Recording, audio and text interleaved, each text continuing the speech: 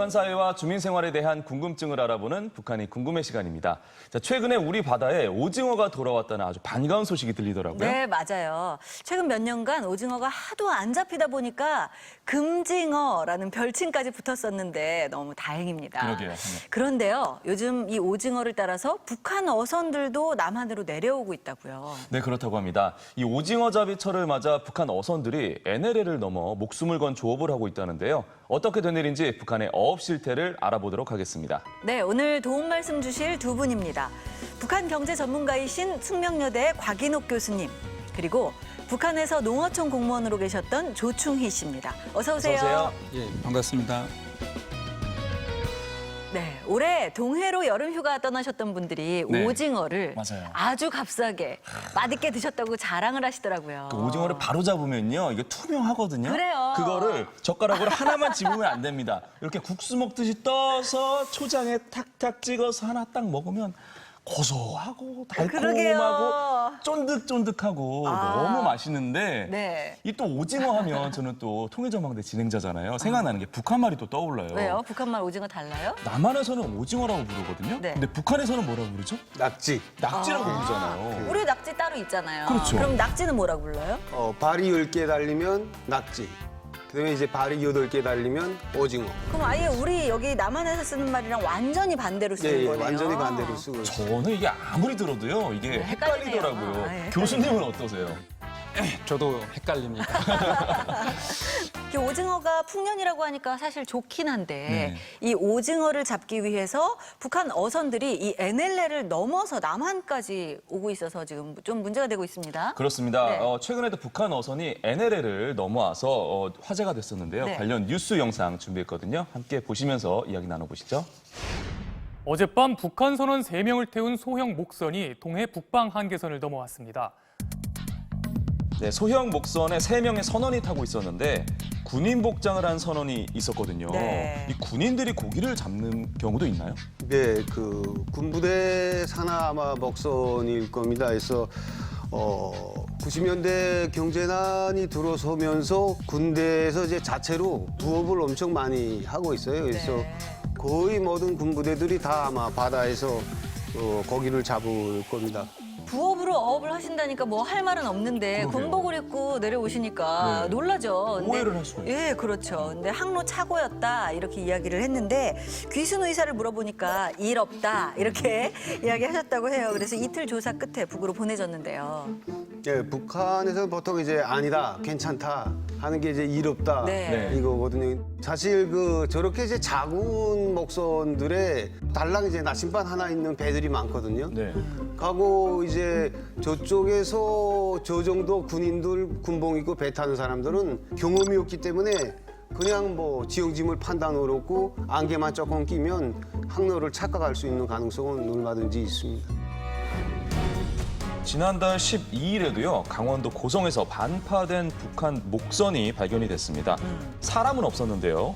배가 굉장히 낡았습니다. 네. 저걸로 어떻게 고기를 잡나 싶을 그러게요. 정도로 굉장히 누가 봐도. 낡았거든요. 네. 일단은 저 목선은 멀리 갈 수 없는 배거든요. 근데 어떻게 보면 멀리까지 가서 조업을 해야 되는 그런 상황에서 이것은 해안 사고입니다. 그래서 작은 목선이 큰 풍랑을 만난다든지 아니면 태풍을 만나게 되면 그 많은 그 배들이 침몰하게 되고 그런 침몰한 배들이 우리 한국이라든지 일본, 러시아까지 갈 수 있습니다.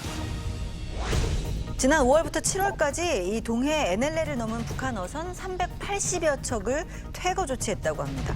지난해 같은 기간과 비교해 보면요, 40척이었대요. 그거에 비하면 9배 가까이 늘어난 거죠. 근데 굳이 북한 목선들이 먼 해역까지 가야 되는 이유가 따로 있나요? 연안 그 부분에 그러니까 북한 주민들이 해초류들을 다 이렇게 그 채취를 하기 때문에 또 작은 고기가 없고 그다음에 이제 큰 고기도 없어서 멀리 가는 그런 경향이 있고요. 그런 상황에서 이제 북한이 자신들 어업권을 중국에 팔아서 중국 배가 1,500여 척이 조업하는 대가로 연간에 3천만 달러를 준다고 합니다. 네. 그러다 보니 중국 큰 배들과 경쟁해야 되는 북한 주민들은 먼 바다까지 나가서 조업하게 되는 그런 처지에 놓여 있다고 생각이 됩니다. 근데 어쨌든 경제 활동이라는 게 쉽게 말하면 먹고 사는 문제잖아요. 일단 사람이 살아야 되는데 이 낡은 목선을 타고 멀리까지 나가면 사실 목숨도 좀 잃을 수 있고 굉장히 맞아요. 위험하잖아요. 근데 굳이 고기를 그렇게 잡으러 가는 이유가 또 따로 있나요? 북한이 이제 전투가 많지 않습니까? 이제 고기잡이도 어로 전투예요. 네.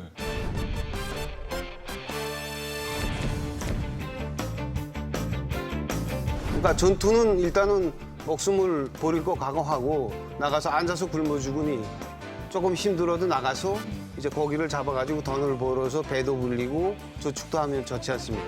그러니까 이제 북한 주민들은 정말 기를 쓰고 이제 고기잡이 나가는 거죠. 특히 요즘 같은 오징어 철에는요, 북한 주민들이 더 이 오징어 어업을 굉장히 주업으로 삼고 있다고 하는데요. 어느 정도나 되는지 저희가 짐작할 수 있는 사진을 좀 준비해봤거든요.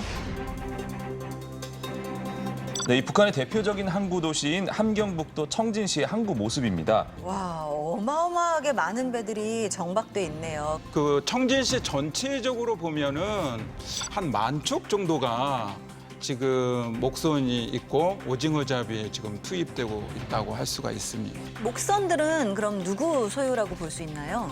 그 명의만 이렇게 수산사업소라든지 이렇게 되어 있지 네.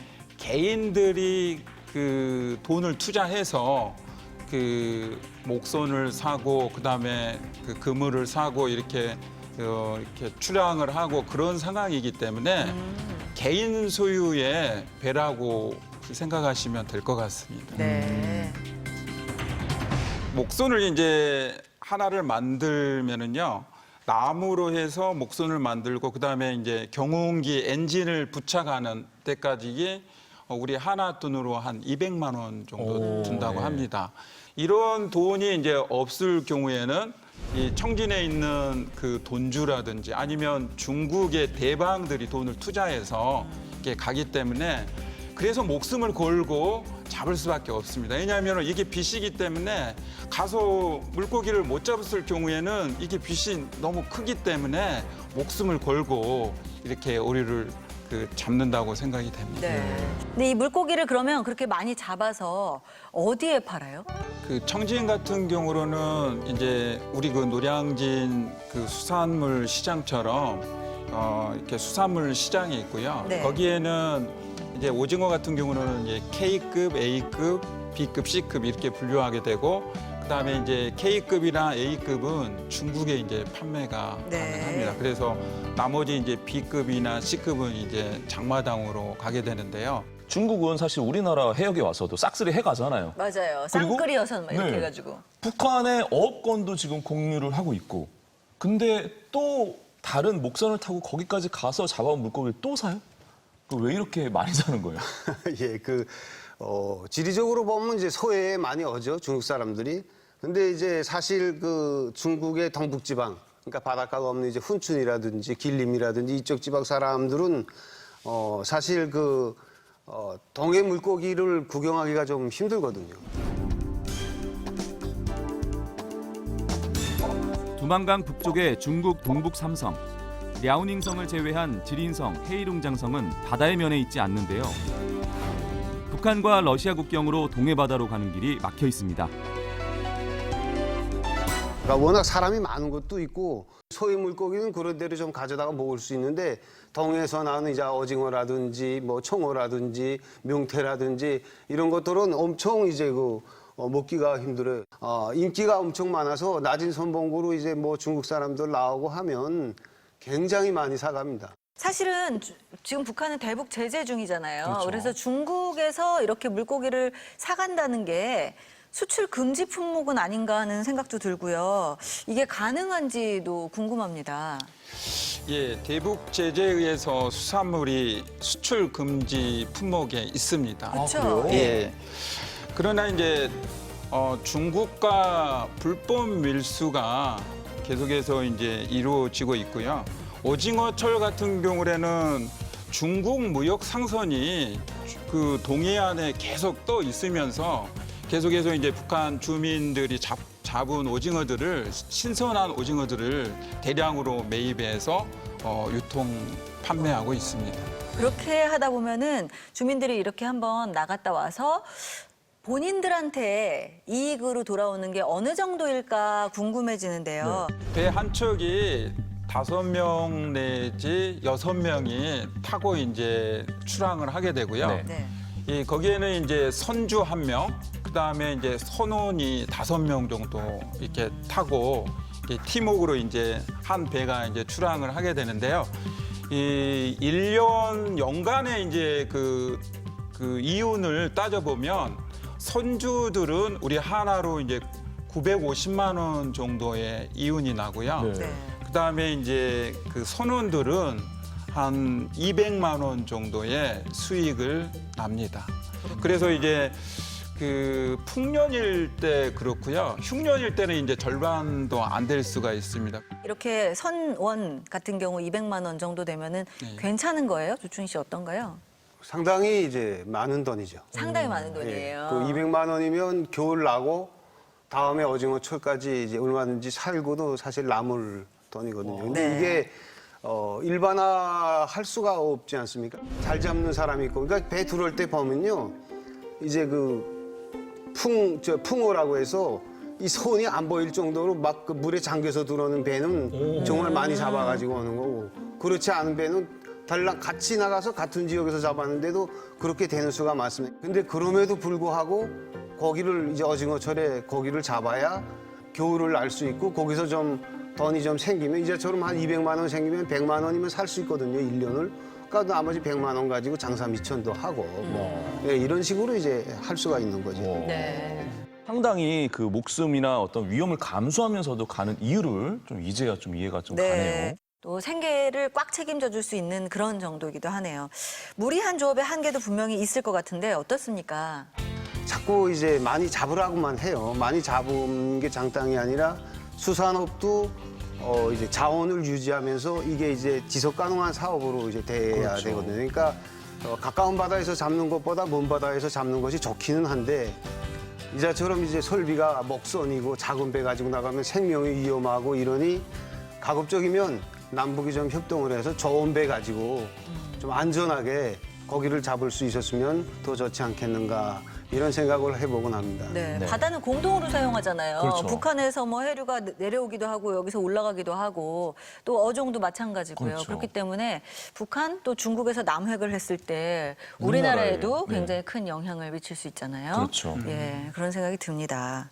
네, 이 북한은 당국 차원에서도 그렇고 또 주민들 역시 생계를 위해서 어업에 적극적으로 뛰어들고 있는데요. 네. 북한의 수산업에 대한 이야기는 다음 시간에도 이어집니다. 네, 오늘 도움 말씀 주신 두 분 고맙습니다. 고맙습니다.